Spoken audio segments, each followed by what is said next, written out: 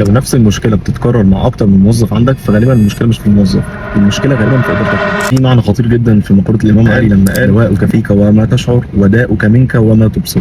والمقوله دي بتنطبق على الاداره بشكل مرعب. في مدير كل يوم يقول: والله الفريق مش فاهم، الفريق مش ملتزم، الفريق مش بيبادر، الفريق بيكرر نفس الغلط.